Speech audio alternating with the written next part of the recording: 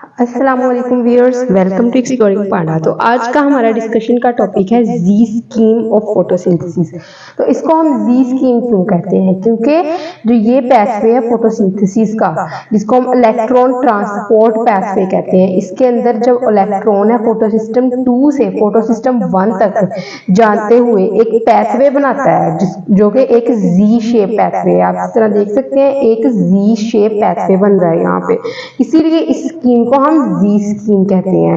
ठीक है, तो इसके अंदर क्या होता है कि फोटोसिस्टम 2 से फोटोसिस्टम 1 तक इलेक्ट्रॉन जो है वो अपना रास्ता तय करता है। ठीक है, यहाँ से यहाँ तक, और यहाँ से फिर आगे जाके इलेक्ट्रॉन जो होता है वो आगे NADPH बनाता है, जो कि एक इंपॉर्टेंट कंपाउंड है for the synthesis of sugar during Calvin cycle. तो क्या होता है कि फोटोसिस्टम जी स्कीम के अंदर सबसे पहले क्या हम देखेंगे कि फोटोसिस्टम 2 जो होता है, इसने क्या करना है, इसने करनी है अब्जॉर्ब लाइट। सनलाइट से सनलाइट जो है वो फोटोसिस्टम 2 ने अब्जॉर्ब करनी है, और यहाँ पे जो है वो इलेक्ट्रॉन एक्साइट हो जाता है हाई एनर्जी लेवल तक। हाई एनर्जी लेवल तक इलेक्ट्रॉन जाएगा in the reaction center of the photosystem 2। तो यहाँ पे रिएक्शन सेंटर में बैठे हुए हैं एक चीज, रिएक्शन सेंटर में कौन बैठा हुआ है? ये है हमारे पास बड़ी स्माइली सी फेस लेके बैठा हुआ है यहाँ पे प्राइमरी इलेक्ट्रॉन एक्सेप्टर। अब उसने ये इलेक्ट्रॉन यहाँ से एक्सेप्ट करना है, 2 electron after absorption of the light from photosystem 2। तो यहाँ से इलेक्ट्रॉन एक्सपेल होंगे 2, तो ये कौन कहाँ पे जाएंगे? प्राइमरी इलेक्ट्रॉन एक्सेप्टर के पास, primary electron acceptor of the photosystem 2। तो जो प्राइमरी इलेक्ट्रॉन एक्सेप्टर है फोटोसिस्टम 2 का, उसको हम क्या कहते हैं? फियोफाइटन। तो फियोफाइटन के पास इस टाइम कितने इलेक्ट्रॉन है? 2 इलेक्ट्रॉन है। तो यहाँ पे क्या होगी, जहां से इलेक्ट्रॉन गए हैं वो बन गई है चीज इलेक्ट्रॉन डेफिशिएंट। तो इलेक्ट्रॉन जो डेफिशिएंसी होती है उसको हम क्या कहते हैं? Oxidation. Oxidation is the loss of electrons.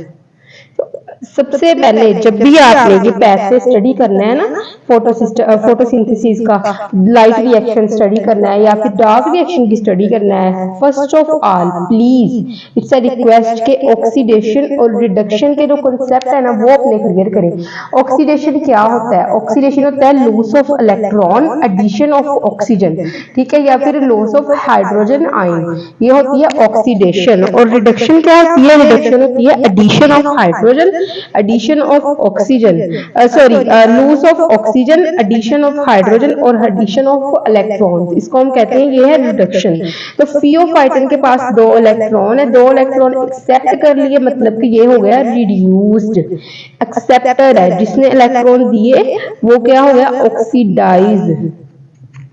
ठीक है, तो उसके बाद क्या हुआ कि फियोफाइटन ने 2 इलेक्ट्रॉन किसको देने हैं? फियोफाइटन ने 2 इलेक्ट्रॉन दे देने हैं आगे इलेक्ट्रॉन ट्रांसपोर्ट चेन को। इलेक्ट्रॉन ट्रांसपोर्ट चेन के पास 3 चीजें हैं, plastoquinone, complex of cytochrome and plastocyanin. और फाइनली इस इलेक्ट्रॉन ट्रांसपोर्ट चेन ने इलेक्ट्रॉन दे देने हैं फोटोसिस्टम 1 को। तो इलेक्ट्रॉन ट्रांसपोर्ट चेन के पास पहले 2 इलेक्ट्रॉन फियोफाइटन से जाएंगे plastoquinone of the electron transport chain. PQ था, PQ ने 2 हाइड्रोजन लिए, 2 इलेक्ट्रॉन लिए, तो बना दिया PQH2। तो जब PQH2 बन जाएगा ये हो जाएगा रिड्यूस्ड। ऑब्वियसली 2 हाइड्रोजन भी ले लिए, 2 इलेक्ट्रॉन भी ले लिए, तो वो हो गया रिड्यूस्ड और बन गया PQH2।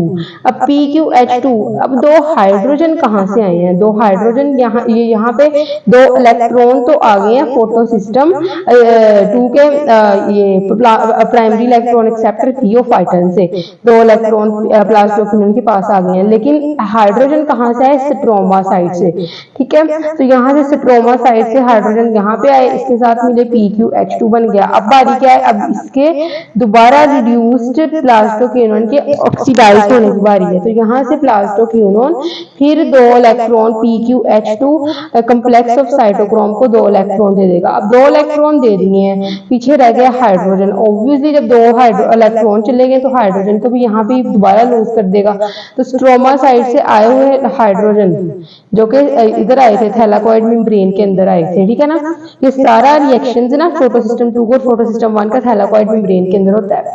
तो यहाँ पे प्लास्टोक्विनोन ने जो 2 हाइड्रोजन दोबारा वापस थैलाकोइड मेम्ब्रेन के अंदर लूज कर दिया और यहाँ पे पीएच जो होती है क्या हो जाएगी, कम हो जाएगी। हाइड्रोजन की क्वांटिटी ज्यादा हो जाएगी थैलाकोइड मेम्ब्रेन में जो कि स्ट्रोमा साइड से आए थे, और पीएच हो जाएगी कम हो जाएगी। तो लो पीएच है ना, ये किसके अंदर हेल्प करती है, फॉस्फोरिलेशन के अंदर।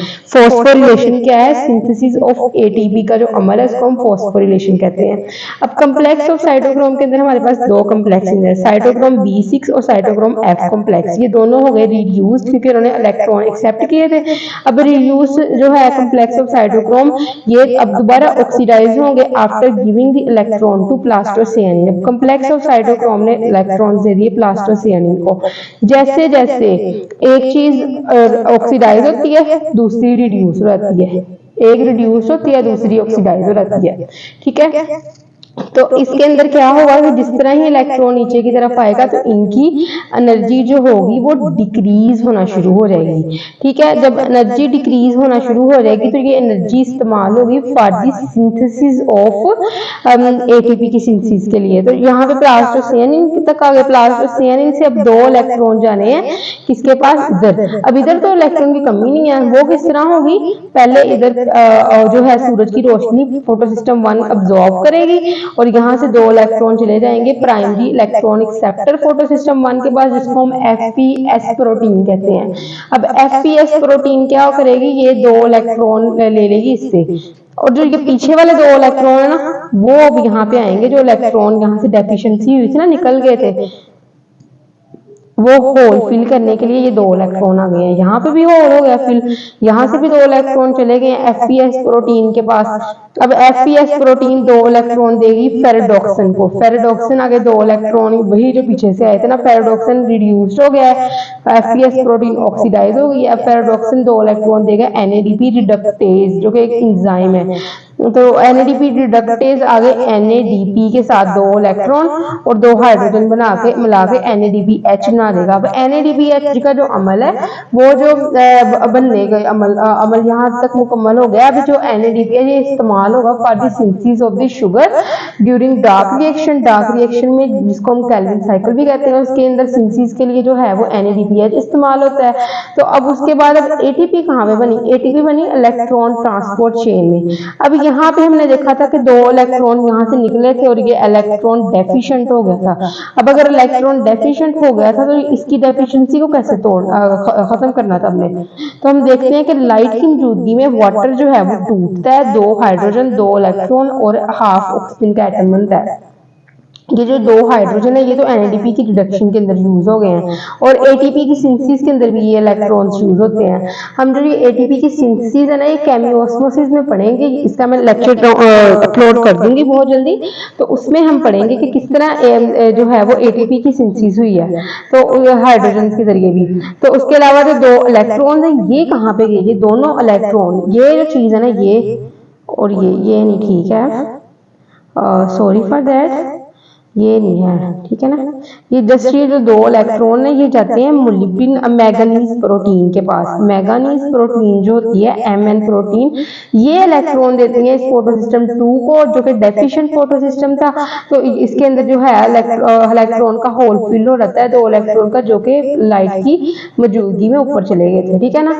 तो जो ऑक्सीजन है ये 2 अब हाफ ऑक्सीजन का एटम और हाफ ऑक्सीजन का एटम दोनों मिल जाते हैं और एक फुल ऑक्सीजन का एटम बना देते हैं, और जो दोनों ऑक्सीजन होते हैं ये बाय प्रोडक्ट है फोटोसिंथेसिस के, ठीक है। तो इसी तरह ही फोटोसिंथेसिस के जरिए एटीपी और एनएडीपीएच दोनों बनते हैं। ये दोनों ही बहुत ज्यादा जरूरी है रिडक्शन रिएक्शन में, डार्क रिएक्शन के रिडक्शन रिएक्शन में। और फिर इनसे क्या होती है पीजीएएल फोस्फो ग्लिसरैल्डिहाइड 3 फॉस्फेट या फोस्फोग्लिसरैल्डिहाइड बनता है, ठीक है ना। 3 फॉस्फोग्लिसरैल्डिहाइड ये बनता है और जो आगे शुगर वगैरह या प्रोटीन या और चीजें बनाता है। तो थैंक यू सो मच। अगर आपको किसी भी किस्म की कंफ्यूजन है इस टॉपिक के अंदर तो प्लीज कमेंट सेक्शन में बताएं। Thank you so much. अल्लाह हाफिज़।